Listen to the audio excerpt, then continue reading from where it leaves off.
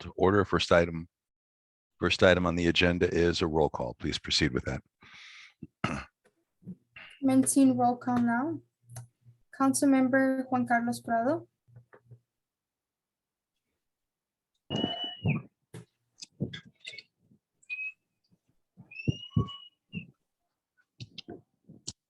I believe there is some feedback. We cannot hear you that well. But you are present. Councilmember Beatriz Cerrillo. Here. Councilmember Everardo Rodriguez. Present. Councilmember Jennifer Ruiz. Vice Chair Blair Whitney.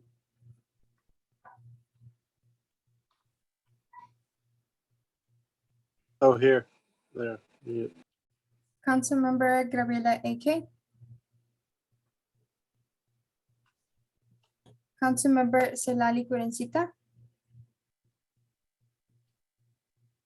She is on mute right now. And Chair Bruxesser. Present. And I do want to give a brief announcement. Let me just share my screen.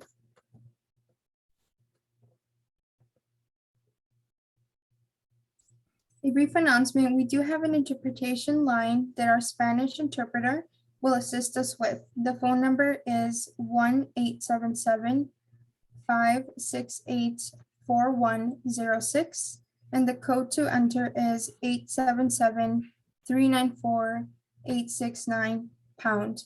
Victor, would you like to provide this instruction in Spanish, please? Gladly, Diana. Through the chair, muy buenas noches. Estas serán las instrucciones para aquellas personas que desean participar en español. Si quiere escuchar todo en español, llame al 568-4106 y después introduzca el código del 877-394-869 enseguida con el símbolo de número. Una vez más es el 1-877-568-4106 y el código de acceso es el 877-394-869 con el símbolo de número. Muchas gracias. Thank you. Thank you, Victor. Back to you, Chair. Thank you. On the agenda is an AB 361 resolution for conduct of meetings via teleconference. On March 17th, 2020, Governor Newsom issued Executive Order N 2920 suspending certain provisions of the Ralph M. Brown Act in order to allow for local legislative bodies to conduct their meetings telephonically or by other electronic means. On June 11, 2021, the governor issued Executive Order N 821 extending the suspension of these provisions to September 30th, 2021, and on September 16, 2021, the governor signed AB 361, a bill that formalizes and modifies the teleconference procedures implemented by California public agencies in response to the governor's executive orders addressing Brown Act compliance during shelter-in-place periods. AB 361 allows local governments to continue to conduct virtual meetings as long as there's a gubernatorial proclaimed public emergency in combination with adopted findings that meeting in person would present risks to health. So this evening, a resolution is required to invoke the provisions of AB 361, as it is found that conducting in-person meetings would present an imminent risk to the health and safety of attendees. Call for public comment on this item. For those attending the meeting on the Zoom video conference, we will use the raise hand feature to organize any public comments.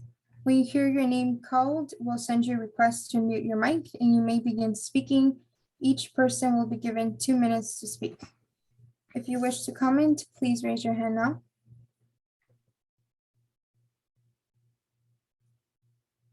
Victor, are there any hands raised on the Spanish line? Thanks, Diana. There's none at the moment. Back to you, Chair. Thank you. With that, are there any questions from council members with regard to this item?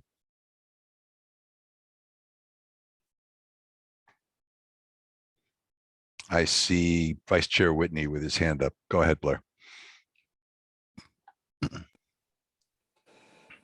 The Board of Supervisors, I haven't been to one in forever, but are they meeting in person with a hybrid option for attendees, and if so, are any other county committees moving forward, like Planning Commission or the Coastside Council or any of the other ones? I'm just curious.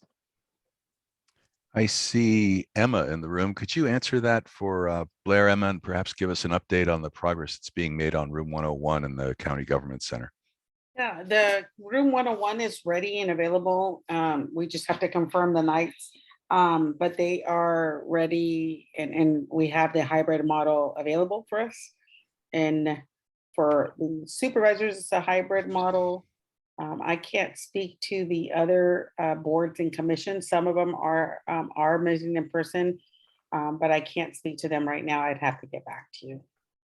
Okay, that's terrific. Well, let's do I could also turn it over to see if Justin has any more, if Justin or Tim have anything else they might have and be aware of, but if not, we can get back to you. No, I'm happy. Just an overall context. Yes, the Board of Supervisors is meeting in a hybrid model for now. That's what the law allows. It is technologically more complicated than you might think, or certainly than I thought, but we're able to do it in certain settings, and we have been working on trying to do it in room 101. Should boards and commissions who meet in the evenings be interested in potentially having a location to have a hybrid meeting. With respect to other boards and commissions, actually, I might see if Tim Fox has some insight into Planning Commission or other boards and commissions and what they've decided to do recently. I can report from firsthand experience that the Planning Commission is still meeting in an entirely online format, mostly because of the technological issues that are presented by a hybrid meeting. It does require quite a bit more coordination than an all online meeting does. But we expect that there will be a transition eventually to both a hybrid option or an entirely in-person meeting sometime soon. Not exactly sure when. For what it's worth, it's not determinative, but just so you know, it's technologically more complicated. It also is much more staff intensive because, especially with respect to clerking the meeting, as well as the live interpretation, there has to be 2 sets of everything. So we are able to do it, but it requires a lot more logistics and coordination. well, perhaps not for a study session, but for a regular meeting. That would be July 28th. Could you check the availability of that, Emma, and let's work towards perhaps meeting on a hybrid basis for our July meeting? You said July 28th, the study session or the regular meeting? July 28th regular meeting. Let's not do the study session given the concerns that Justin had with regard to resources, that sort of thing. But I think our regular meetings, as soon as we can get back to in person, would be good. Okay, thank you. Are there any other questions from council members? Okay, then I will entertain a motion to enact the provisions of AB 361 so that we can continue this meeting in a virtual format. Would someone like to make that motion? I'll make the motion. Stated. Thank you. I'll second. Okay, we had a motion from Ever, a second from Blair. We need a roll call vote on this, I believe. Go ahead, Diana. Councilmember Juan Carlos Prado, Yes. Councilmember Beatriz Cerrillo, Yes. Councilmember Everardo Rodriguez, Yes. Councilmember Jennifer Ruiz absent, Vice Chair Blair Whitney, Yes. Councilmember Gabriela Eke absent, Councilmember Celali Curencita, Hi, present. and Chair Brooks Esser. Yes. Motion carries. Thank you very much. Agenda item number 3 is public comment. Anyone may speak for up to 2 minutes on any topic that's not on the agenda this evening. Please note the council cannot discuss or take action on any items that aren't on tonight's agenda. Do we have any public comment? During this time, members of the public can comment on any topic that is not on the agenda. Please raise your hand now if you wish to comment. Victor, I do see one hand raised from Paul.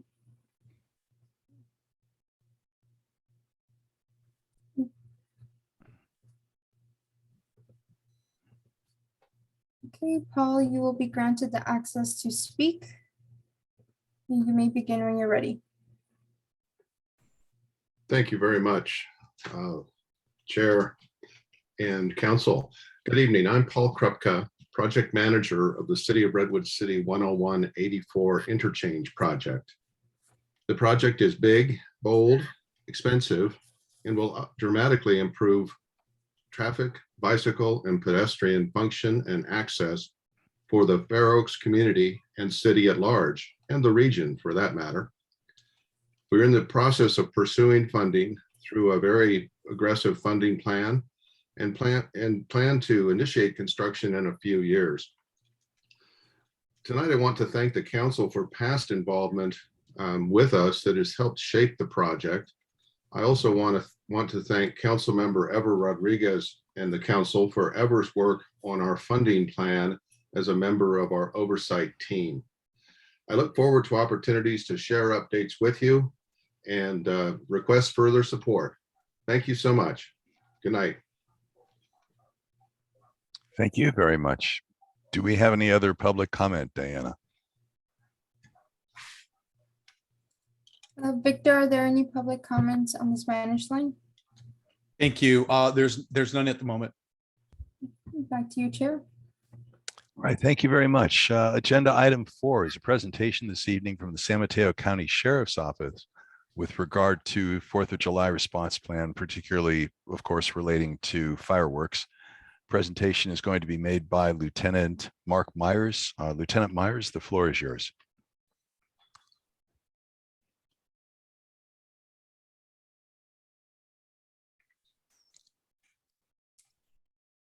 You guys see me?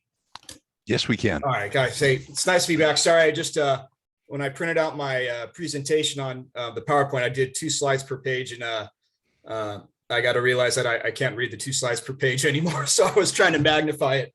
Let me just pull up my presentation here, and I'll share my screen.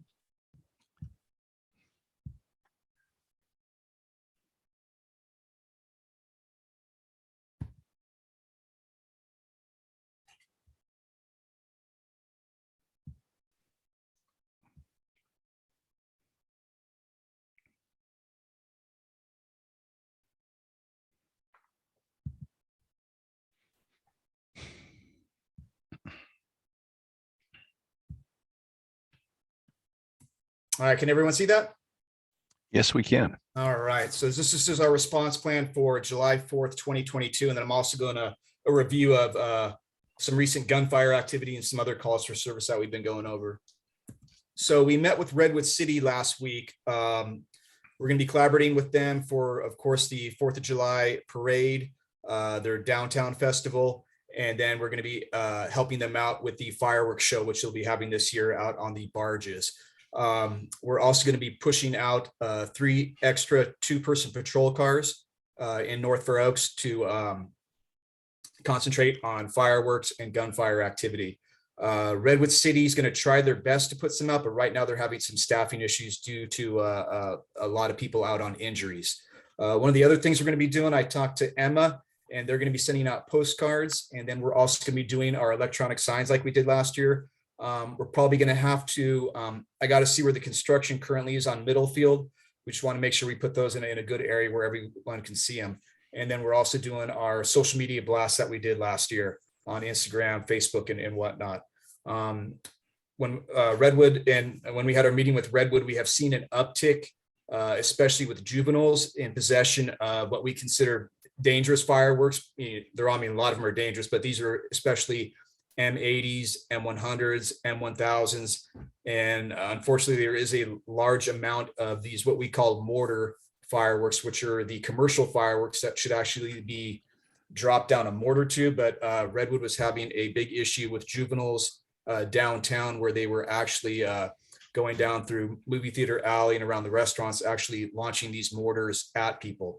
And the issue with that is it's actually a 2-charge firework, where the first charge will launch the projectile out, and then you'll have a second basically explosion that they were basically shooting them at people.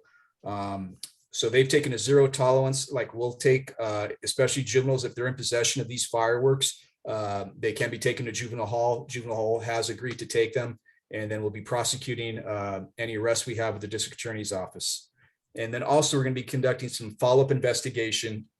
If we can gather some more shot spotter data, we'll be able to pinpoint specific houses that are the problem houses. So we'll either go out, do some follow-up investigation with them, do some further interviews. And we're also going to be using unmanned aerial vehicles to also help us try and identify which houses are actually causing the main problems. Excuse me, I just have to read this one real quick because my eyes aren't getting good. Since May 1st and June 10th, we've had 24 gunshot calls for service using ShotSpotter.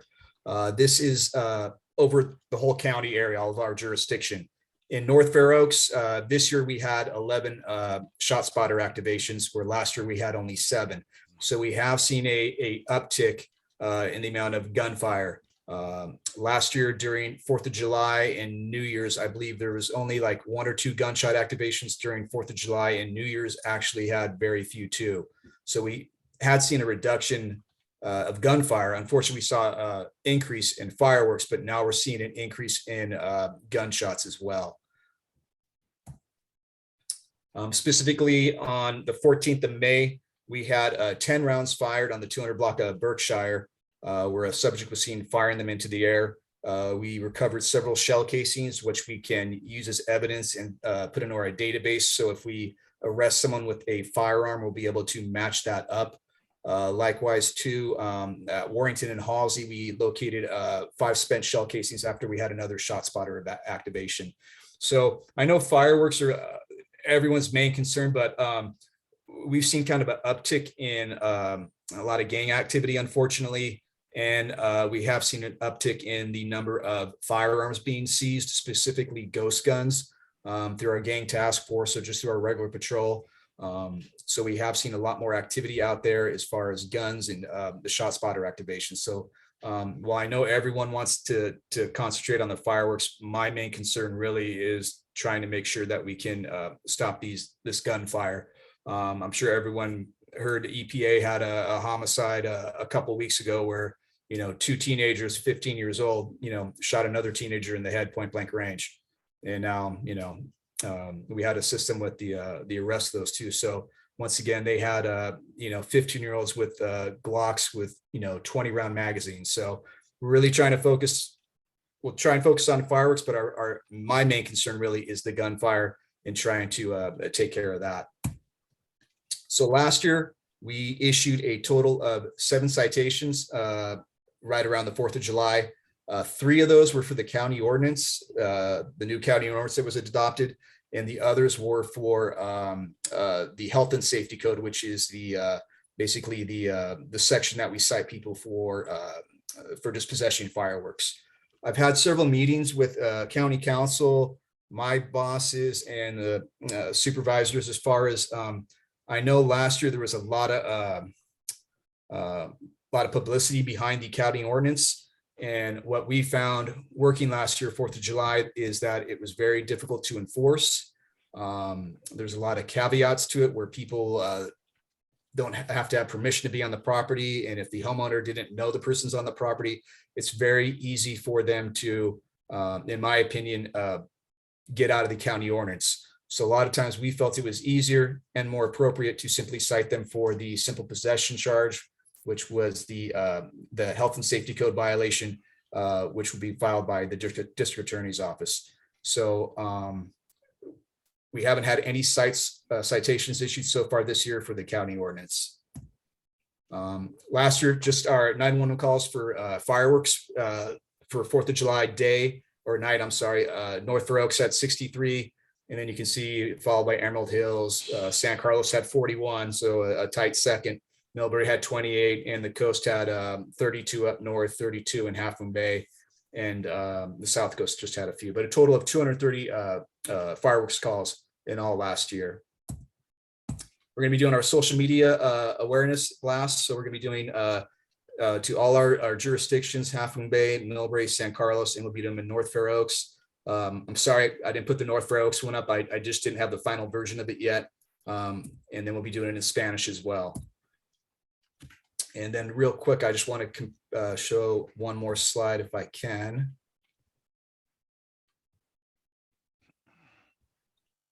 So far this year, this is the, in the last 23 days, these are the fireworks calls that we received specific to North Fair Oaks. And that's a total of 40. So some of the issues we've had, and that I'm going to bring up with our dispatch, is when people call and report fireworks, a lot of times what we get is a very general description of where that, you can see here, they put 4th and Park. Some are sometimes more specific, where they'll give an address, but a lot of times what we get is the 500 block of 8th, 700 block of 9th. And a lot of times there's not a description or anything. So what I'm going to ask is when people call, I'm going to have dispatch try and get us an exact address and try and get us to get a clothing description or some other identifying marks of the people who are setting them off. I went through the same calls for these that the dispatch gets, and I actually looked at each of the calls, and there was probably only 1 or 2 of them where they actually identified a family, and they said, hey, it's the Joneses at 123 Main Street down the street. Pretty much every call was very generic, heard only, no description on who's setting them off, and things like that. So one of the things I'm going to have dispatch do as best they can, because I know it gets busy on 4th of July, is to try and ask just 1 or 2 more questions. So when we do go out there, we have a little more information to go off of. And then any questions? Are there any questions from council members for the lieutenant? Councilmember Rodriguez, ever the floor is yours. I believe we were going to move to public comment first. Let's do that, Diana. Thank you very much. Let's go ahead and get public comment, then we'll do questions from council members. Do we have any public comment? During this time, members of the public, if you wish to comment on agenda item number 4, San Mateo County Sheriff's 4th of July response plan, please raise your hand now.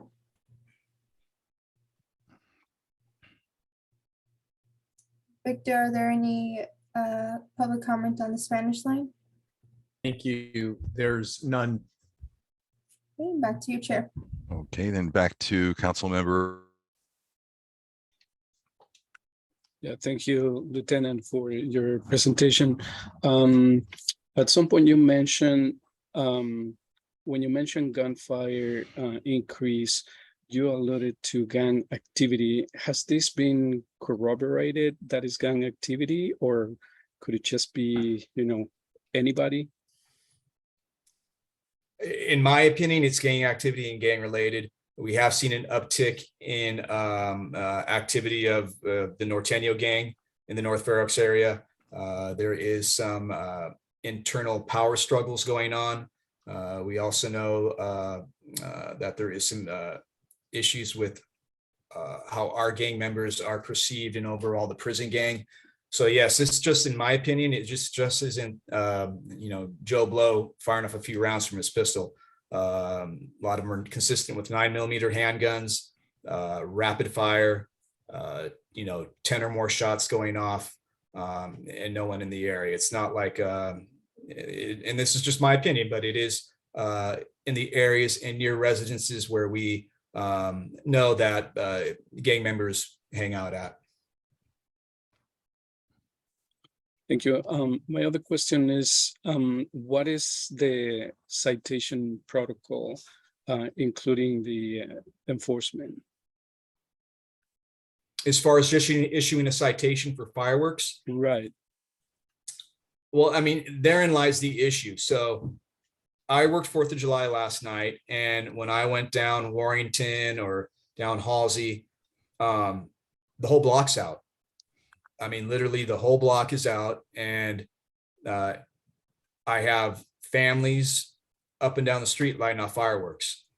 So in my opinion, to go up to these residences and start arresting people or issuing citations, is not really feasible, especially on 4th of July. I believe that it would cause some confrontations, which unfortunately for a fireworks citation, I don't think is would merit it, you know? I mean, I know that's not the answer a lot of people want to hear, but I'm working this 4th of July. If you want to come out on a ride along with me, I welcome it. Because it's what I explained to the county council who, when I talked to about the ordinance, and I tried to explain them the difficulty of us trying to conduct an investigation at 11 o'clock on 4th of July evening, when I got the whole block with fireworks going off, you know, mortar bombs going off, and I got to spend 10 minutes conducting an investigation in a front yard that could have 25 people. So then I got to bring in 5-10 of my guys, gals, to make sure that we're safe. And then it's just, in my opinion, it's just going to cause unneeded confrontation. I'm hoping that this year with parade coming, but the parade back, the downtown festival, all the fireworks displays going on throughout the county, that hopefully people will go and watch them instead of lighting them off. But I'm sure we'll still see a good amount of fireworks. So it's just it's a balancing act we have to do. It's like, you know, when we get involved in pursuits, is it worth chasing the guy that stole something out of Target versus chasing someone that's wanted for murder? And I know the fireworks are a huge, you know, issue down there. And a lot of other places too, but I just, from my experience, for us to go in to some of the larger gatherings where unfortunately they are lighting off the large fireworks, is just going to cause some unneeded confrontation. Traditionally, it's kind of, we pick the low-hanging fruit. If you can get the guy that's sitting in the street and you turn down the street and lo and behold, he's by himself. We've been getting those citations. If there's not large crowds and we feel it's in everyone's best interest to go in and issue a citation or make an arrest, we'll do that. But unfortunately on 4th of July evening, those streets are pretty jam-packed with people. And, you know, it's the whole neighborhood's out. So I know it's a big issue, but unfortunately when I go down there, you know, you pull down the street, the fireworks stop, I go around the corner, they start back up. So we will issue citations if we feel it's safe and it's warranted. But I'm not going to instruct my deputies to go out and just, you know, try and get in a confrontation with a group or something like that and cause some sort of confrontation that's really not necessary over the, you know, a simple citation. So I hope that answers the question, sir. Yeah, I appreciate your work and understand the situation. I have one final question and one possible suggestion. Mm-hmm. So my last question is, how will you be monitoring the areas? Is it only by personnel going around, or is there anything else that you might be using? So Like a we'll have drone or personnel something? going around. We could have an air set up like the plane or something like that. Usually the plane will go up for a few hours, 4th of July, just because usually try and get an overall picture of how the fireworks are everywhere or the gunfire is everywhere. And then we do have the capability to use drones where we can stay away and actually see the fireworks going off and maybe find out what house is doing it. Unfortunately, when we pull down the street, some people still light off fireworks and that's the easy ones to get, but the majority of them kind of shut down. So we found it's safe, it's easy. If we can find out what house is, you know, if they're launching them off in the yard or something like that, that's where we can maybe identify that address, maybe go out the following day, talk to them. Maybe I'll find fireworks in the front yard, you know, proof that they were lighting off fireworks. Then that's a case where we could maybe write up a report for the county ordinance and have it to county council and let them try and go forward with the prosecution of that. But from that aspect, the drones, in our opinion, were far enough distance off. We're not looking in on people. We're just trying to get an overall picture where the problem area is and where I can best use all the resources we have. So. Yeah, thank you. And then suggestion. It sounds like the problem partly could be solved by doing more outreach to educate the, those families that come all out to the block and, enjoy the fireworks. So I think, and maybe you guys are already doing these, but if not, it might be good for organizations like Caron and the Sheriff's Activities League that that have a relationship with many of the families around here to maybe pass along some of that useful information in the flyers that you are creating, or maybe visiting some of the schools and perhaps the schools can pass along some of those flyers to students, parents, etc. No, of course. May deter a little bit. The county is mailing out little postcards. I thought I had it in my presentation, so I apologize. I can email it to the group too, but we have a card going out, bilingual card, reminding people fireworks are dangerous and they're illegal in the county, and that there is a county ordinance and that you can be issued a citation. I will talk to our community resource officers and see if we can get the word out through them. Unfortunately, a lot of the suspects appear to be adults, so usually the kids are actually holding sparklers or something. Unfortunately, it's the over 18 crowd that likes the other ones, but I appreciate that, and I will talk to our school resource and our community engagement unit and see if we can get some more information pushed out that way. So thank you. Thanks very much. Councilmember Cerrillo, Beatriz, the floor is yours. Yes. Are there going to be posters for the businesses in our local area so that they could also put them on the doors or the windows as the shoppers go in and out of their businesses? I didn't plan for that, but let me see if I can get some knocked out. I know we have all the, we have the format, so I just got to see if we can print them out. We're also going to be putting up signs on the railroad crossing at 5th, coming in and out. So that'll be like we did last year, but let me see if I can talk to Emma. I was just going to say, yes, excuse me. Yeah. Oh, no, go ahead, sir. No, I said I see Emma's hand up and I was going to pick on Emma. So that's terrific. Go. Not to throw her down, but. Can you comment on that, Emma, as far as your ability to help distribute those things? Definitely. We can get those out to the Middlefield Road businesses. We have our postcards. We have some already printed. So I could work with the outreach team to get some of those posted. Now, we can't guarantee that they're going to place them up, but we can definitely provide them to the businesses. We do have a banner on the overpass of 5th Avenue. If you haven't already seen it, it's a large banner that talks about illegal fireworks, about the illegal fireworks ordinance in both in English and Spanish.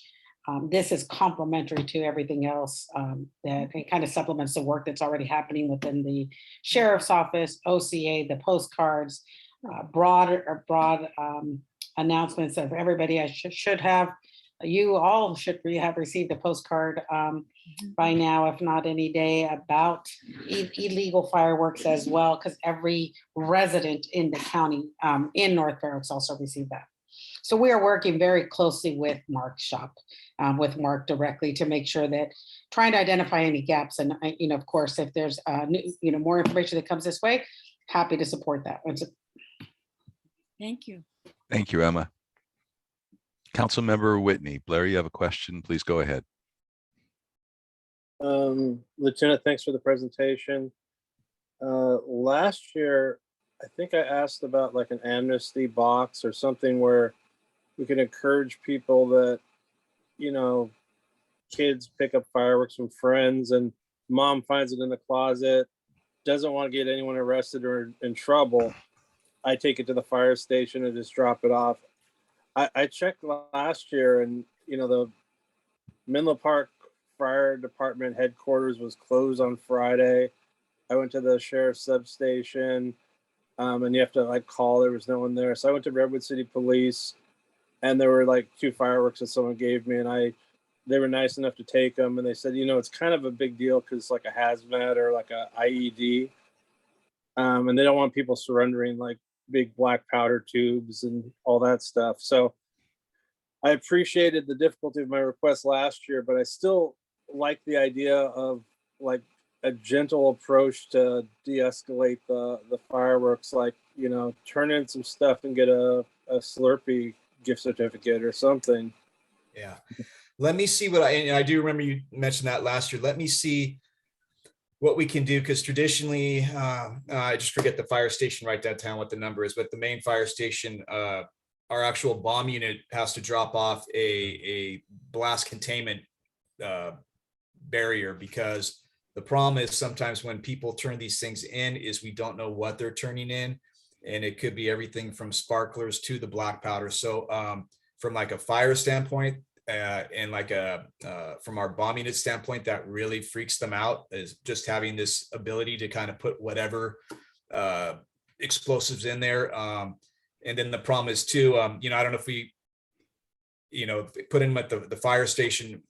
I just don't know. A lot of times they're busy on that thing, so I don't think we can really staff it, but I'll see what we can do. But I know last year that was their the big issue they had with that is not knowing what actually goes into the amnesty box. And then I guess there's a lot of their we call them EOD codes, where they don't like to mix and match all those unknown explosives together. So it can be a little unstable sometimes. So, but I will look at it and see if we can try and come up with something.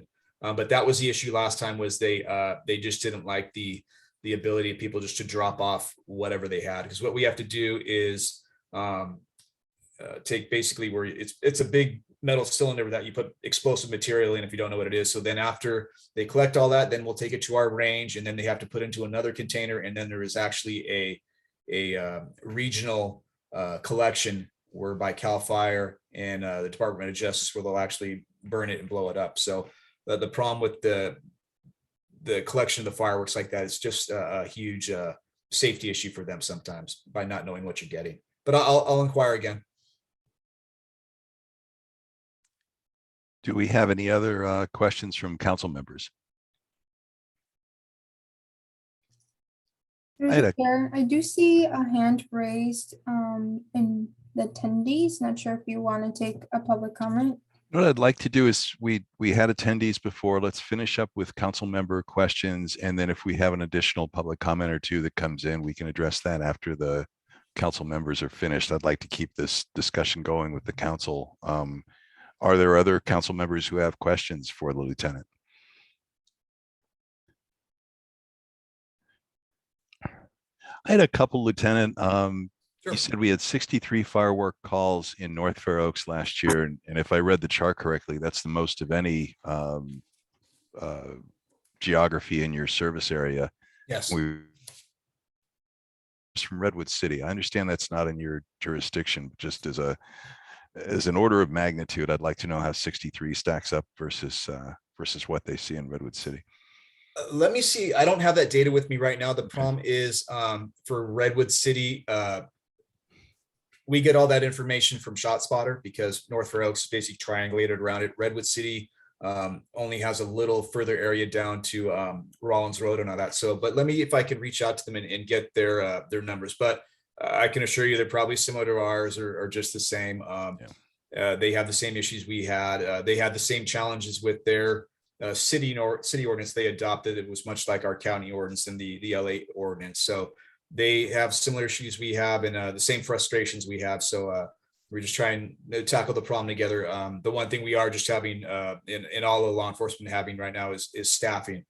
Our staffing is getting really bad right now, and it's just not as an excuse, but it's just difficult to hire people right now and retain them. So we are short, and Redwood is short too. What they usually have on 4th of July, they'll have upwards of 70 officers. This year, they're only going to have about 40, just because of all the injuries and the lack of staff. So we'll be helping each other out, and we'll be responding mutually to calls in the North Fair Oaks area and their bordering jurisdictions as well. But I will ask one of their captains for their numbers and see if I can get that back to the council. I'd appreciate that. Sure, sir. One other question, and I understand 4th of July, the evening is one issue, but we do have increased activity of fireworks in the weeks leading up to 4th of July. Does the Sheriff's Department have additional patrols in the areas where we know fireworks are being set off in the weeks prior to the 4th? Traditionally, we have 3 deputies assigned just to North Fair Oaks area. Once again, we're putting out or offering up extra patrols right now. Like I said, unfortunately, people just aren't signing up for the overtime. It's getting tough to get people to sign up for 4th of July and holidays now, but we're gonna have to mandatory some people in, so we do have a presence, but we're trying our best to get extra patrols out there. But we are generally overall seeing kind of just an uptick in crime. I'm dealing with a rise of burglaries up in Woodside and Ladera area that we have to put additional patrols out. So I'm trying to kind of do a balancing act of what we can rotate people through. Okay, understand. And my final question, I'm trying to think of the proper way to phrase this. You use the term mortars and Yeah. teenagers in the same sentence, and that's concerning to me. Yeah. So And where do they get them, first of all? And is there any effort, if not a county-wide, perhaps a region-wide effort to stop the flow of these things into the area? Because you're talking really, really dangerous items now. as you're yeah, well so aware. it's like when you're at the big fireworks shows and you can basically Yeah. hear that thunk. like Yeah, the that's mortar the sound thunk going we're off. hearing around here That's- these days. Yeah. That's what they have. Yeah. And unfortunately, they're not putting them in a tube, so they're just holding them Oh, my loosely, God. and they don't know what they have. That's the problem. Is they're teenagers and they don't know what they have, and they don't know that it's a dual charge where you have that first charge goes off and it shoots out of your hand, and they don't realize that it's like an M1000 going off at the next charge. They're all coming from an out of state. Last year, our street crimes team did a big bust, but it's like putting your finger in the dam. EPA, East Palo Alto had several big busts last year. Once again, just with staffing right now, it's tough. We try to get some of the neighboring agencies to kind of kick in and do it again. A lot of them just can't do staffing right now. So we have tried that, but unfortunately, I think a lot of it comes from Nevada.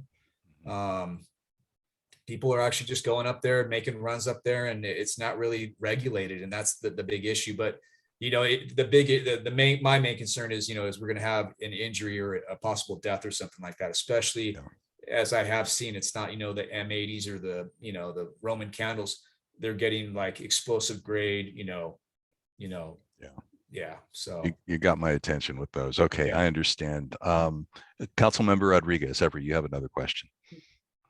Yeah, it was just to clarify. So there were 63 calls last year, I believe, when you shared the statistics.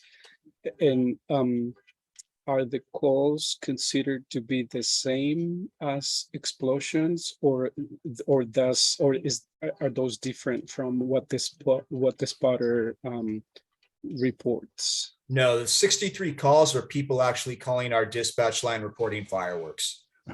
And so 63 residents of North Fair Oaks calling in to report. Yes. But not necessarily corroborated that there were, 63 explosions or something. No, some of them there could be there's just five fireworks going off. So it's just a myriad. Let me see if I can show the dispatch tapes, but it's basically it can be everything from I just heard 5 or I heard 1 go off. It's just that's the number of calls. A lot of times they're reporting multiple fireworks, but that's just the number of calls to 911 or to our non-emergency number that we received. Right. So, and so there's more than 63 fireworks going off, I'll tell you that. So for sure. Yeah. But, perhaps that's, area wide, like, there could be those fireworks could go off in Redwood City and Menlo Park, other places, not necessarily reflecting the number of calls exactly, in other words. no, I get many times people are calling from North Fair Oaks, and I've seen that. I totally get what you're saying. I've seen calls where people are calling from North Fair Oaks reporting fireworks in Redwood jurisdiction, or they're reporting them in Menlo Park or our neighboring jurisdictions. That's not North Fair Oaks. So I didn't really go through and chop those out. That takes a little more like reading every single call. But there are calls where people are calling in fireworks that are not occurring in North Fair Oaks. So. Right. And so would the spotter be able to report like a more exact location? If it's going outside the perimeter we have right now, no. It will start to give us a rough estimate and whatnot. And then actually, ShotSpotter actually reprogrammed some of their stuff. So it's even, they didn't want to be the fireworks program people. They specifically made their program, their software to recognize gunshots. That's how they market it. We are still able to kind of tweak it a little so we can detect them. But they are not offering us any technical advice on how to be more pinpoint with our fireworks location. So, but we're still able to track pretty accurately within the perimeter on where they occur. Once they get out, where it could be Redwood proper or some other place, yeah, it really drops off pretty quickly as far as where to triangulate them. So right, because at the same time that I would like to see enforcement, I also wouldn't like North Fair Oaks to pick up the worst reputation. For example, in the statistics that you showed, North Fair Oaks is the one that has the most calls, and people might think, oh, is those people in North Fair Oaks? I mean, we already have a bad reputation for. I mean, we're talking in between like San Carlos and Millbury. That's it. I mean, I can guarantee you there are other cities within this county that have a much bigger problem. And then, I think you can look across the bay too, and it's a whole nother world over there. So, yeah. Great, thank you. Sure. Do we have any other questions from council members? Diana, I believe you said we had another public comment. Let's go ahead and do that before we close this item out.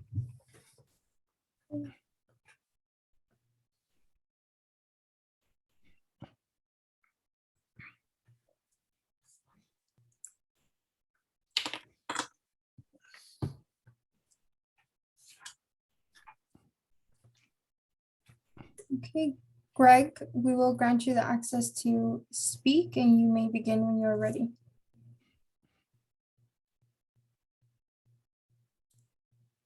Hello? I can hear you. Can you hear me? Yes. Okay. Yeah, I have a comment regarding the fireworks. I noticed, Lieutenant, that you said that you had driven by some folks who were lighting off the fireworks, 20 or 30 maybe, I think you said, but you didn't want to cause a commotion by writing a citation. Is that true? So I think that alone is part of the problem. I think if you notice the people on the board there taken more seriously than perhaps you might. I live on Huntington Avenue and we have an awful problem with fireworks. It runs from about beginning of May until the end of July. It's not just 4th of July. It goes on for like 3 months. And they're bombs. They're not just little tiny explosions. They're like big bombs and mortars, as you said. So I take it seriously, and I hope that you do too. Thank you.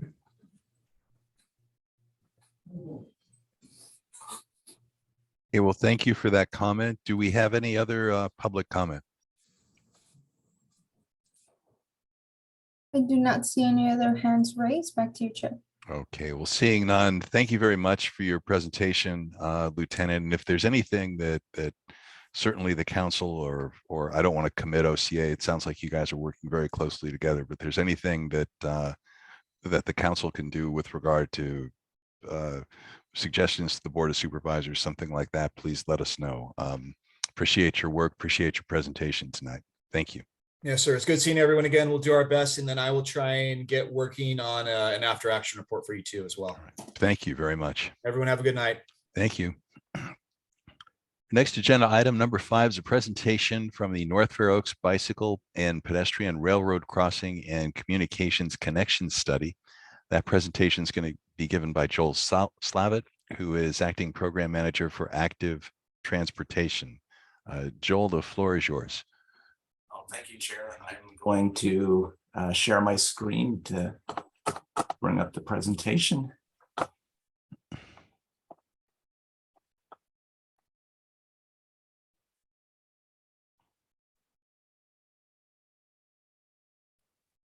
Let's see, are you all looking at the cover slide?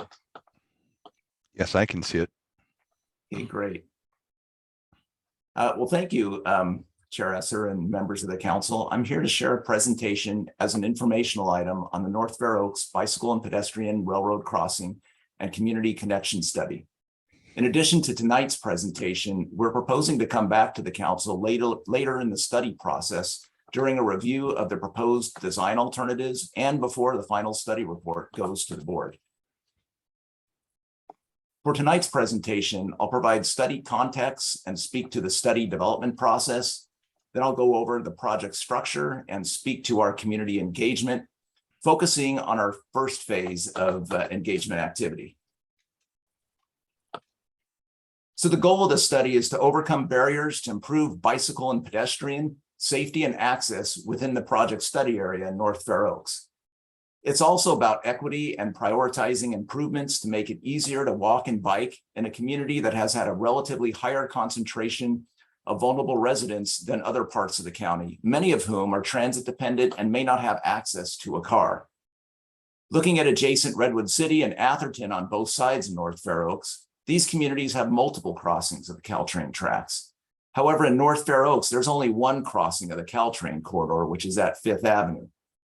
We're looking to build upon recommendations from the 2011 North Fair Oaks Community Plan, which called for a new crossing of the Caltrain tracks, and the county's recently adopted Active Transportation Plan to further explore concept plans for community-supported bicycle and pedestrian improvements. I'd also like to point out and acknowledge that this study is being made possible through the award of a Caltrans Transportation Planning Grant, and we're very grateful for the letters of support we received for this study, including the support letter from this council. There are a number of desired outcomes from this study, which include community-supported preferences for the location and conceptual design for a new bicycle and pedestrian crossing of the Caltrain tracks, which could be either a bridge over or a tunnel underneath the tracks, bicycle and pedestrian enhancements on local neighborhood streets that link the rail crossing to destinations on both sides of the tracks. And then once the study is complete with a defined scope of improvements, we want to position the county to be competitive for future grant opportunities to turn the community's vision into a reality. So the study area is basically shown in this light shaded area in the slide, and it's bounded by Middlefield Road to the north, 5th Avenue to the east, El Camino Real to the south, and the unincorporated county border with Redwood City to the west. The Caltrain Corridor is a 4-track railroad here that separates residents from many local destinations that are relied upon to meet basic living needs. A number of these designations are called out on the slide. Because 5th Avenue is the only existing crossing of the tracks, residents without access to a car may need to walk or bike over a mile to reach destinations that could otherwise be a few short blocks if there was another crossing of the tracks. The North Fair Oaks Community Plan identified 2 potential crossings located at Pacific and Berkshire Avenues, and those are identified by the yellow circles with X's on them on this slide. But a potential location for a crossing isn't limited to these sites. And then I'll note, while there isn't a Caltrain station in North Fair Oaks, Samtrans bus routes traverse the perimeter of the study area, and the blue bus symbols denote bus stops on Middlefield Road and El Camino Real. So there's an internal county staff project consultant team that has been meeting regularly with a team of consultants. And as far as our consultant team goes, I'd like to point out that one of the conditions of the county's request for proposals for this project was that the consultant team include local community-based organizations as funded community partners to assist with the community engagement efforts. And New West Fracassa and Redwood City together are both part of our funded team. There are a number of ways key stakeholders and the general public can participate in this study. There's a community advisory committee, which is comprised of key community leaders and stakeholders that represent diverse interests of the community, and a technical advisory committee comprised of staff from a variety of county departments and external agencies. Our community advisory and technical advisory committees, committee members will actively participate in 5 meetings over the course of an approximate 2-year study period to review and provide input on study materials and help get the word out on our outreach activities. And I'll speak to how the general public can become involved in the upcoming slides. So as noted in the prior slide, this study will be taking place over an approximate 2-year time frame. And key phases of work include a summary and analysis of existing conditions and a community needs assessment. This work is actually ongoing now. The development of concept design alternatives for the rail crossing and bicycle and pedestrian improvements on local neighborhood streets. The evaluation of different design alternatives, ultimately leading to preferred alternatives for the rail crossing and bicycle and pedestrian improvements on local streets, and the preparation of a draft and final study report. There will also be outreach opportunities for the community to participate at large during these different phases, ranging from an assessment of community needs through the evaluation of alternatives and the draft study. So these are a few photos that have recently been taken from some of our ongoing pop-ups. And I'd like to point out that both Nuestra Casa and Redwood City together, their staff have joined us with promotores at our pop-up events, and they've been instrumental in our personal engagements with the community. So one of the first activities our consultant team took with our funded community partners, Nuestra Casa and Redwood City together, which have existing long-term relationships within the community, was to hold a series of focus group meetings, reaching out to key community stakeholders, many of which are on our community advisory committee, to seek their input on how best to engage with the community. The following goals were identified from these meetings for our outreach to help support a successful study. Involve. We want the community to be involved with our process, meet people at places where they are, and make engagement easy and comfortable for them, especially for groups that may not otherwise participate in a public process. Inform and educate the community on the benefits and trade-offs of different potential transportation solutions, showing how they may meet identified needs. And connect. We want to deepen connections with community organizations, local leaders, and residents to gather feedback to reflect their needs and priorities. So this slide shows some of the different ways we plan to engage with the community to get the word out and to receive feedback during the life of our study. What I'd like to do is focus on what we're currently doing as part of our first phase of community engagement that started on June 11th and is ongoing through July 8th. So it's roughly about a month. So some examples of our current outreach activities and methods include the following. We're in the middle of holding a series of informal pop-up events to personally engage with the community and have meaningful conversations at a variety of places where they go, such as Hoover Park and classes at Casa Circular. You saw some photos earlier of that.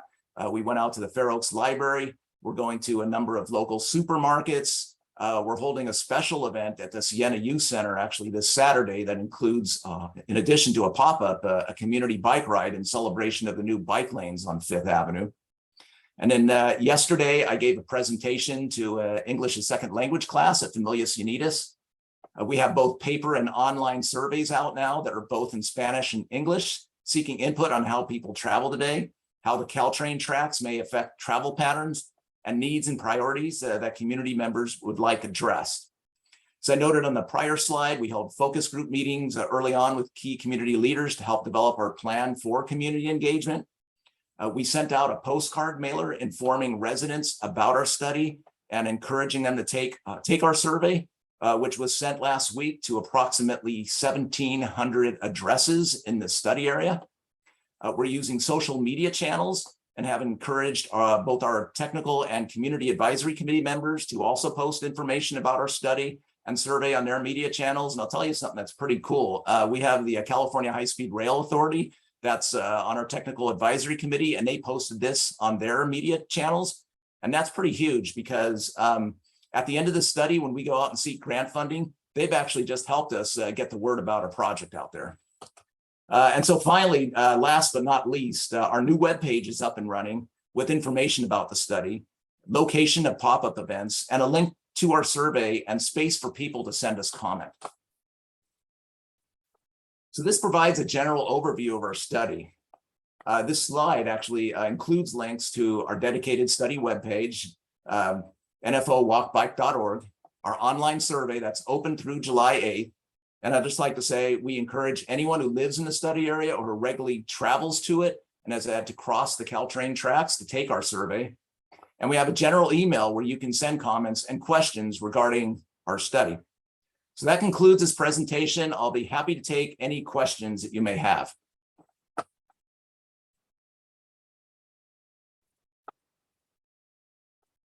Let's go ahead and see if we have any public comment before council member questions. Diana?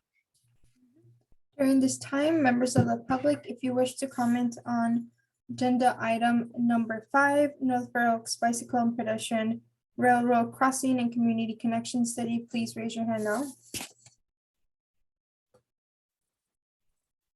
I do not see any hands raised. Victor, are there any public comment on the Spanish line? Thanks, there are none. Back to you, Chair. Hey, do we have any questions from council members for Joel? Councilmember Rodriguez, ever go ahead. Thank you, Joe, for your presentation. You mentioned the Redwood City Together promotores, and I wonder if this was a one-time only, or if you plan to have those promotores maybe canvassing the areas adjacent to the proposed project eventually when there's, you know, a request for opinions in regards to an underpass, overpass, etc. That's those sort of options. That's a very good point, because we definitely want to get the input of the community members that live right adjacent to wherever we're going to be proposing a rail crossing. And I can tell you that we are going out again with both West Ricasa and Redwood City Together during the subsequent phases, particularly when we're doing the point of the evaluation of the different design alternatives. And so we haven't done just an event to canvass certain targeted neighborhoods for this round, but that is definitely something that we're going to take under consideration for the next round, because I do think that's very important, and I thank you for that comment. Thank you.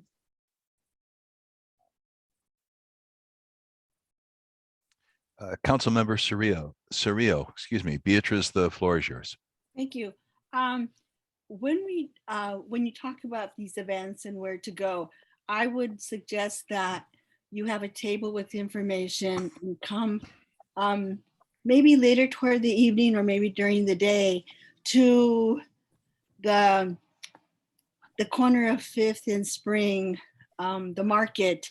Even if it's in the parking lot, we have many adults who bike and walk to their work. And I feel that if this information gathering is going to be authentic, then you really, I'm glad that you're going to where the people are, but also think about where are those pockets of people who gather, the taquerias, the little grocery stores. You know, take your tables, take your information, set up a couple of hours, and I have a feeling that you're going to get great information feedback. Thank you. Can you tell me the name of the market on 5th and Spring? Mi tienda? Is that Okay. the Mi tienda one? Yeah. And so there's a taqueria across the street connected to the gas station. There's lots of adults that will go and stop by on their way to work, after work. There's a lot of adults that bicycle to work and walk to work. So when you target for real authentic information gathering, I suggest that you go to the taquerias. So just kind of think about where people gather after work, where they go to shop, where they go to eat. Thank you. I will share that with our team. And just so you're aware, right now we're going to markets, the Willow Market, Mi Rancho, and Chavez. Yes, exactly. That's good. Thank you. And also the churches. Yes. St. Anthony's. Thank you. Mhm. Actually, that's on our list for this Okay. round. Oh, yes. good. Because there's also like little pocket churches that are on like, different. So it isn't like the big church, but there's also like little individual churches that are in like garages or small buildings. So they also get their community that way also. Okay, thank you. Mhm. Councilmember Whitney, you have a question. Blair, go ahead. There, I'm unmuted. Thank you, Joel, for the presentation tonight.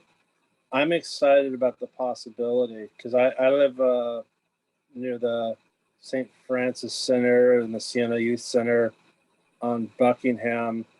And I literally rode my bicycle to Costco and had a giant thing of toilet paper bungee cord on the back, riding around all the way through the hood to cross at Fifth Avenue. And I'm looking across the train tracks. I'm like, I live right there. If I could just get over. A year or two ago, we were talking about the Mercy Housing Project, and behind the Fair Oaks Health Center, there's going to be a very substantial below market rate housing development with some amenities, and that's just a perfect linkage. On one side, there's dense housing, but a lot of the jobs you need to take El Camino, the El Camino bus to get north or south, or you need to get to a train station. I bike to work sometimes. I got some health issues with the hernia, so I don't do it as much as I enjoy at present, but it's very important. There's some, I see people up and down Middlefield and all over the place just biking around. El Paisano is another great taqueria market that you should check out. It's near the car wash and more toward the north end. But you'll see people there. And I was part of a study years and years ago where we were doing active transportation. It was Mineta Transportation Institute. We had the Survey Monkey thing, but we did the paper version, and we went door to door in the neighborhood. You know, we got some volunteers or some graduate students or people that just needed some credits. But if you have any funding available, there's teenagers, and you could send them out on a mission door to door, Spanish on one side, English on the other, and just bring them back to the office and we'll key them in. And you can canvas, you know, as much as you can going door to door. You'll get at least one respondent per household if they're willing to talk to you, and I think they will. It's a suggestion. I know it's not always doable in this COVID times, but I'm excited. Really want to see that linkage. Thank you. And I'll also say too, and I'm taking notes tonight, but if any of the council members have like other additional thoughts on like how best to engage with the community, we do have it's on the last slide of this presentation. There's a link to the study email. Please feel free to send me any suggestions and recommendations, and we'll follow up on them. I see Councilmember Cerrillo. Beatriz, do you have another question? Your hand is up. Sorry, no. Okay. I forgot to drop it down. Thank you. Okay, great. Okay, I see no further questions. So thank you very much for your presentation, Joel. You said you'd like to come back at some point. Do you have any idea of when that might be? Yeah, so we're going to be doing an evaluation of the different design alternatives. I want to say that will likely be around winter 2023, maybe January. Mm-hmm. And then towards the end of the process, which I would say is like late fall of 2023. Those would be two good points to come back. The last time would be to go over the draft study just to check in and see if we got things right before we go to the board for approval. And that would be the fall 2023 presentation. Yeah, late fall, I would say. Okay, great. Well, thank you very much. And I think you can tell there's a lot of excitement around here for that crossing. So we're all looking forward to that. Great. Well, thank you so much for letting me come and present tonight. Thank you, Joel. Next agenda item is a presentation from Rebuilding Together Peninsula. That presentation is going to be delivered by Melissa Lucan, who's the Executive Director of Rebuilding Together Peninsula. Melissa, the floor is yours. Thank you so much. Gracias por la oportunidad de hablar con ustedes esta noche y para presentar Thank you, Chair Esser, members of the council. I appreciate the opportunity to share some information about Rebuilding Together, whose office is actually housed here in Fair Oaks. I've been the executive director for about 4 years, but have over 20 years of serving traditionally marginalized community members in San Mateo County, and I've been very fortunate to have been able to do so. I'm going to share my screen here, if I might. Can you see that? Is that working? Yes, we can. Okay, good. Always nice when it actually works. So I am going to start here. So I'm going to just make this a slideshow for you. There we go.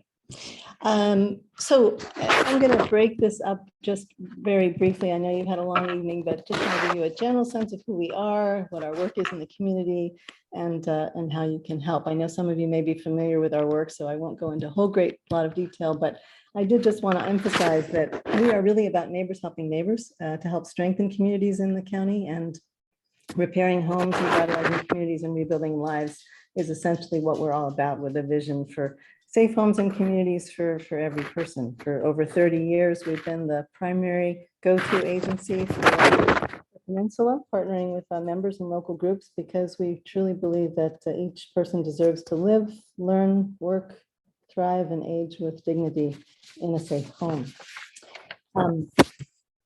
In addition, just to say that we are an affiliate of a larger organization. For those of you who may not be familiar with that, we're part of a national organization that has about 120 affiliates around the country doing this work and collaborating on a single day, actually on National Rebuilding Day, which some of you may be familiar with, where we bring teams of folks from local companies together to help volunteer and do this work with us.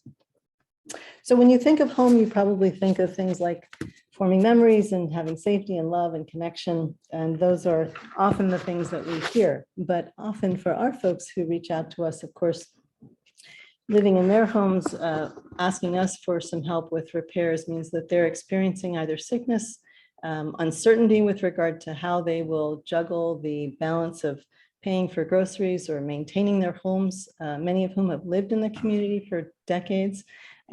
Perhaps a sense of hopelessness and certainly of isolation.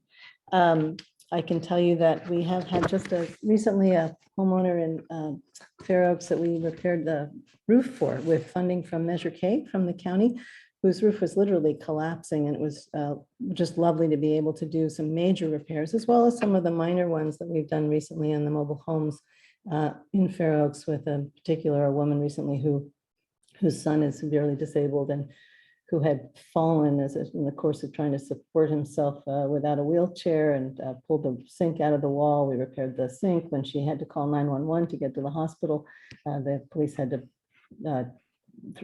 knock the door in, and we fixed the door. It's the human stories and the kind of experiences with the individuals in the community that gives us the real juice and the real sense of having made an impact.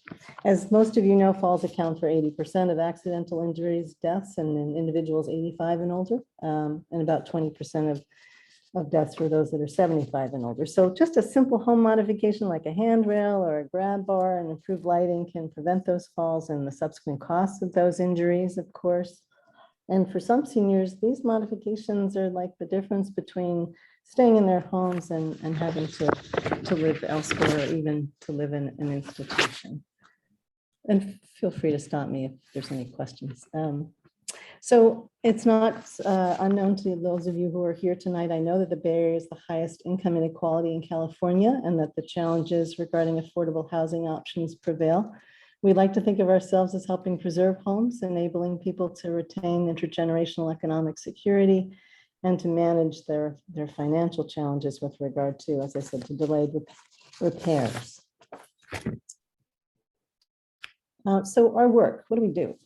Essentially, we focus on those really enticing things that most of us may not know what to do about, and probably call somebody else for, like installing those grab bars or accessibility ramps to prevent those falls. To help with deferred maintenance and healthy outside housing, healthy housing repairs, which is kind of a whole long list of repairs that we engage in with regard to electrical and plumbing, landscaping, and so forth. And then, of course, the critical health and safety repairs regarding some of the things that can happen when we trip on carpets or need flooring replaced and handrails installed. The common work runs the spectrum of these, including roof replacements, as I mentioned, all with the aim of assisting homeowners to live and age in place in a safe and healthy residence. Last year, we served 128 homes in San Mateo County and 7 community facilities, nonprofit facilities. 4 of those were North Fair Oaks with about 12 residents in total. And in the coming weeks, we actually will be working in Barron Park at the mobile home park in a collaboration with the county and several foundations to help with the accessibility and safety repairs that are needed there.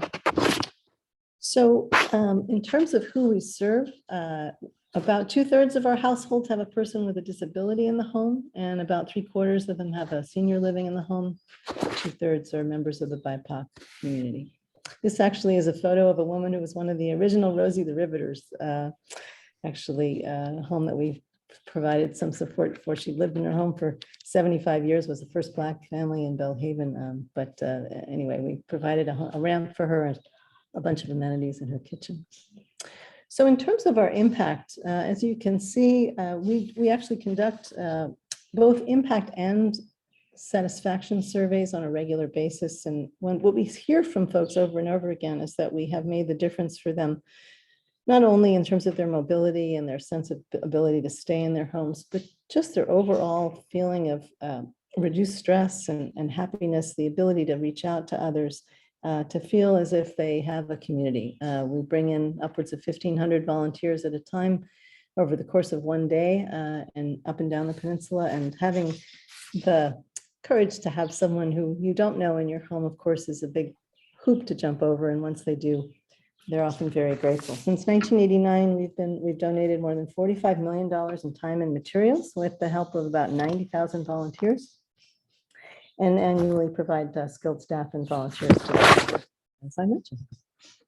We've done it up and down the peninsula. This is just an example of some of the places where we concentrate much of our work. And of course, it's not surprising that we've, in addition to touching every community on the peninsula, many of them are clustered in low-income areas.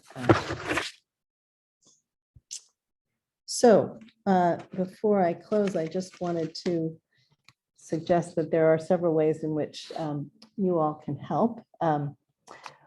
If you are associated with a company and would like to sponsor, we have National Rebuilding Day that brings, as I said, many volunteers out to help, and it gives them an opportunity to give back to the community in very concrete, immediate, and long-lasting ways. We have a regular need for those weekend warriors that can actually repair a thing or two, would be willing to do so for free, or even organize a group of volunteers to help us. We rely on about 30 or 40 volunteers that lead these projects, and we're always looking for more help. And of course, we take donations on a regular basis. The only other thing I would add here is I could really use some help if you have ideas about how we could enhance our outreach in the Fair Oaks community in particular, to receive more applications from locally. We seem to struggle here with regard to how to get the word out, or to figure out what it is about our messaging that may or may not be effective, but looking to always serve the local community even more than we currently do. So that's really pretty much my presentation. This is a group that was just out about a month ago doing some work on a nonprofit, and at the end of the day, they usually want to just run home and take a shower, but usually what we'll hear is that it was transformative, not just for the folks that they helped, but for the people who did the work as well. And to end, I'd just like to show you a brief video of our work in the community.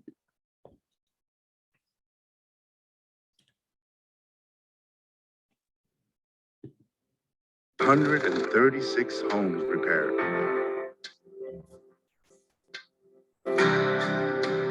6 community facilities repaired. 100 people with disabilities served. 36,114 medium household annual income. It's a huge difference when you hear people is coming, but when you see the people and you feel the energy and you see how they are giving this gift to you, it's awesome. We are here to help a neighbor, a veteran, help him be able to come out of his house go to the park. Providence is very much community-based, so there was no hesitation. They're taking out the time from the family, probably from the work, for their hobbies. Well, I think it's just community engagement. We're all, day to day, all of us are very busy in our work and personal lives. This is a moment in time to really engage with the community. I don't get to do this every day. I really do enjoy it. At least twice a year, I try to donate my time or, volunteer. This is just one project. This is not going to change the universe, but for this house or this daycare, it will. And that's all that matters for another year. That we're helping needs a wheelchair. His house elevation is higher than stepping down, so we helped build a ramp. And then when he thanked us, when I saw his eyes get bigger and light up to see that, and then he actually said, "Now I can go out. I haven't been out since January." I looked at my team, and I think a lot of us cried. I mean, I could feel it. I could feel it.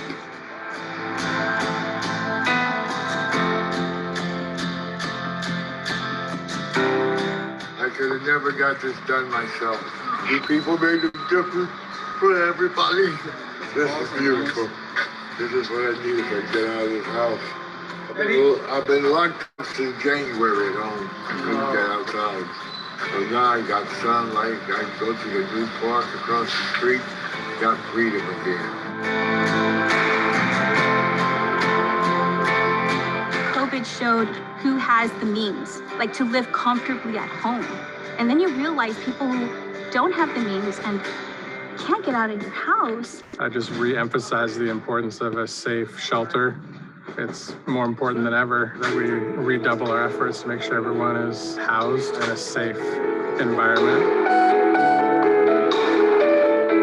I recommend it to every single person that I know, whether you work with me or you're my friend. It didn't take a lot from one person. It just took enough from all of us to make a big difference. Quiero dar las gracias a Rebuilding Together por darnos esta oportunidad y por todo su apoyo, y ojalá siga habiendo más personas que sigan ayudándolos con estos programas, porque en realidad ayuda mucho.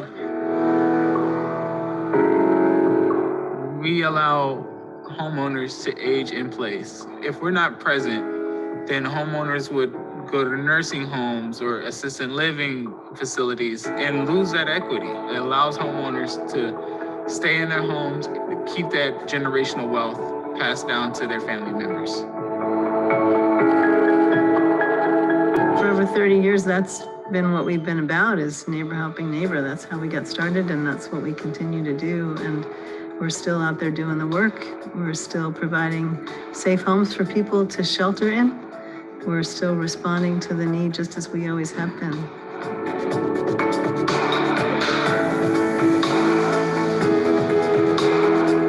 Repairing homes. Revitalizing communities. Rebuilding lives.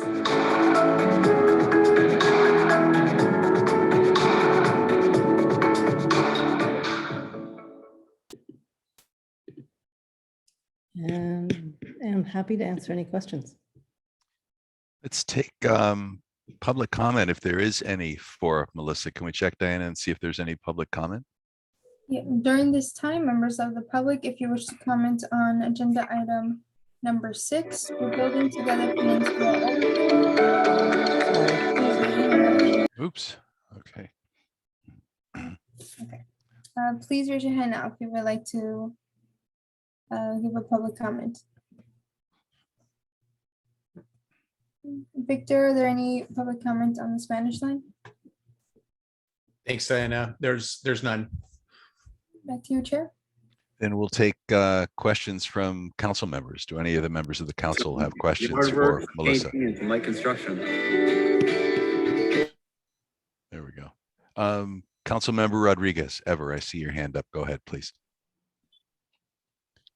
Yes. Hi, Melissa. Thank you for your presentation. Is there any cost to your services?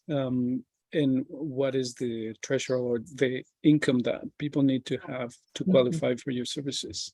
Yes, so there is no cost. It's free of charge. We do ask that folks commit to remaining in their homes for up to 2 years.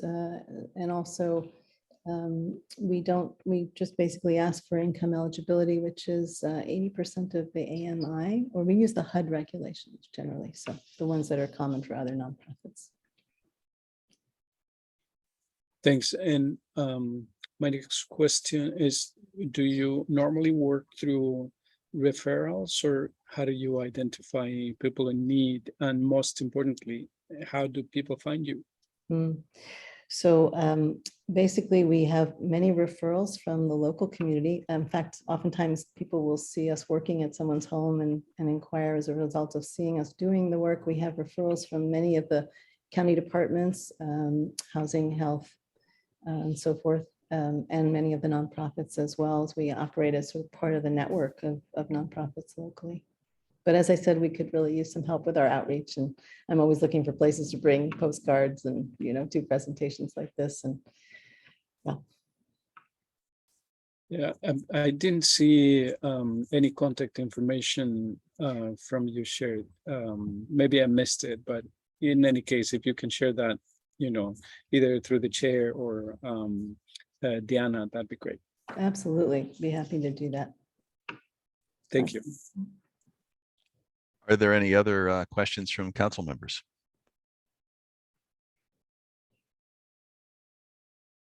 Okay, my only comment, Melissa, would be I assume you're working with Emma and the OCA team with regard to outreach, that sort of thing, letting people know about your services. Thank you for the reminder. Okay, that's great. Okay, if there are no other questions, thank you very much for your presentation. That's amazing work you're doing that benefits a lot of people, and thank you very much for your presentation this evening. Thanks for the opportunity. Okay, agenda item number 7, report outs. Let's start with the supervisor's report. Maggie, go ahead. Good evening, council members. My name is Maggie Cornejo, and I'm here as a legislative aide for Supervisor Warren Slocum. I have 2 items to report, and the first one it's on the supporting women's reproductive rights. And I would like to tell you that on June 14th, the Board of Supervisors meeting, Supervisor Slocum partnered with Supervisor Dave Pine on the Women's Reproductive Rights Action Plan, which was passed unanimously. And some of the items that the action plan includes is the allocation of $1 million to Planned Parenthood, a buffer zone ordinance for the unincorporated area, but I believe that will be discussed at the June 28th board meeting, and some ongoing communication with the health system leaders. The second item is on food resources in North Fair Oaks. I think, as you may all know, food insecurity is a big deal and a struggle for many of the residents in the community. And just would like to remind you that the North Fair Oaks Library is partnering with Fresh Approach to hold a mobile farmers market every Thursday from 12:30 to 2. And people can buy locally grown fresh fruits and vegetables and purchase them 50% off if they have CalFresh or other benefits. So if you know of somebody that could benefit of this, please spread the word. And that's my report today. Okay. Any questions from council members for Maggie? Maggie, I believe you mentioned at the NRT meeting last week about the mural survey that's going live. The 5th Avenue murals. Can you comment on that a little bit, just so people are aware of what's going on there? Yeah, so there's going to be a survey that is coming from a partnership from the Office of Arts, I'm blanking on the name. Office of Arts and Culture. Yes, thank you, Justin. It's a partnership with that office, and some members of the North Fair Oaks community that have been wanting to have a mural or murals on 16 panels under the 5th Avenue underpass. And there's a theme of healthy community. So in order to narrow down the subjects or the themes for each panel, there's going to be a survey conducted that will start in August 14th. So it's still not out there, not out. So by the next meeting, I'll probably have some more updates on that, but it'll be on August 14th, and residents and people can comment, and then based on that, then they'll the artists applying to do the murals will have to follow whatever the community suggested. Thank you very much, Maggie. And the timing on that is terrific, because that's the day of the community festival. So let's make sure that we've got communications devices, whether it's a postcard or something like that with a URL, so we can get all kinds of input from the community. That was actually the reason it's going to be on August 14th is because of the community festival. Oh, okay, so it's not a coincidence. That's great. Yeah, the group will be having very good table at the festival, and hope to get that started there. Okay, that's great. Thank you very much, Maggie. County Manager's Report. Justin, go ahead. Good evening, everyone. Actually looking at the agenda, we should probably change this to the County Executive Office's report, as we are going by a new name these days. So we'll work to get that adjusted for the next agenda. In any case, nice to be with you all this evening. Just a couple of quick updates tonight. We spoke with you a couple months ago about the pandemic small business grant program we had focused on North Fair Oaks, given the particular burdens borne by the North Fair Oaks business community during the pandemic. We have 100 such grants available. We have received over 50 applications, and many of those are being processed and approved, which is really good turnout for this kind of program. So we're really excited that the applications are still open, and North Fair Oaks businesses can still apply for those grants, and disbursements are starting this week to those impacted businesses. The other quick update, as many of you may have seen if you've driven or walked down Middlefield Road recently, is we had our first concrete pour on the new sidewalk between Pacific and Dumbarton. It's now complete and open for public access. There's still a long way to go, as everyone knows, but it is nice to see sort of closer to what the finished product might look like in terms of the expanded pedestrian space along that block. So check it out if you haven't already. The project is still slated to be completed on time in spring of 2023. We are seeing if there's ways to maybe even shave some time off that, and actively working on ways we might be able to save some time. Maybe more on that, and more to come on that next time I update you on it. But if there's any questions, I'm happy to take it. Otherwise, that's all I have for you tonight. Any questions for Justin? Okay, well, thanks very much, Justin. Let's go to council members' reports. We'll start with Vice Chair Whitney. Blair, do you have anything for us this evening?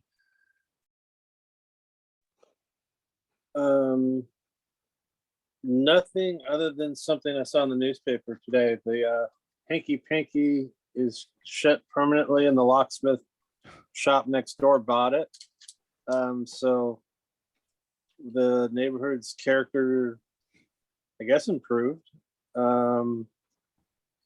And I'm just grateful to still be able to participate in the council, and good to see everyone tonight. Have a safe weekend. Thank you, Blair. Council Member Rodriguez. Ever, do you have a report for us tonight? Yeah, just to mention that I've been part of the Redwood City Together executive team, and Redwood City Together is a group from the city proper, Redwood City, but they also do work in North Fair Oaks. And so they opened up a seat for the North Fair Oaks Council. They invited me a couple of years ago.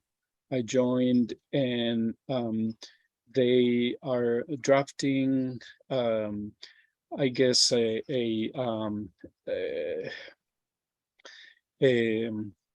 I shouldn't say a contract, but they are drafting a letter of commitment from the council, because obviously I'm not going to be there, forever, and they're hoping that once I step down, that maybe another council member can, take that seat and continue advising. Essentially, it's just, to give the group advice on what type of work they do and how they do their work, particularly here in North Fair Oaks. So I believe that is a really good opportunity for our community to have representation there, considering that the city of Redwood City is, nicely extending, the community work that they do. You heard from one of the presenters that they were using some of the promotores from Redwood City together to do some of the promotion for the project of the Caltrain railroad track underpass or overpass. And so similarly, they have been doing vaccination clinics, supporting those in Redwood City as well as in North Fair Oaks in several locations. So they do good work. And so I submitted that contract, for lack of a better word, to our chair, Brooks Esser, and to county council, Tim Fox. And so at some point we may decide or not, to have a vote on whether, we want to join as a group through that contract, or just not do that and then simply leave it at at each individual council member if anybody wants to join whenever that seat opens up again. So that's it from my part. Okay, thank you very much. Councilmember Cerrillo, Beatriz, do you have a report out tonight? No, not this time. Okay, and we have Zitlali. Councilmember Curran-Sita, do you have a report for us?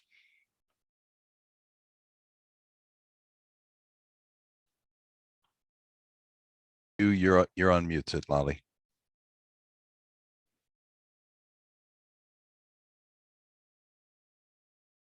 Okay, I'm going to go ahead and assume she does not have a report out tonight. And in fact, staff covered the topics I was interested in between the community festival, the grant opportunities for business, as well as the Murals survey. So they cover the topics I was interested in. With that, we can set up for adjournment. Thank you very much to our presenters this evening, as well as members of the public who came and participated.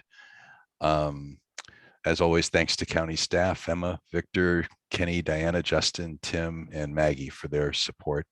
Our next meeting will be a study session on July 21, 2022 from 7 to 9 p.m.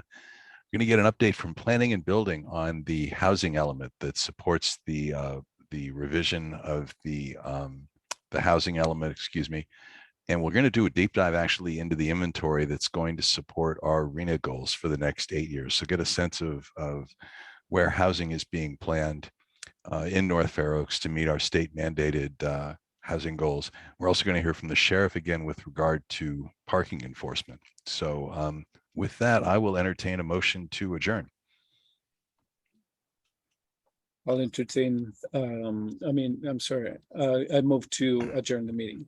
Do we have a second? I second. Thank you, Beatriz. I would voice vote on this. All those in favor, say aye. Aye. Okay, well, thank you very much. We stand adjourned. Thank you very much, everyone. Good night. Thank you. Thank you all. Good night. Good night.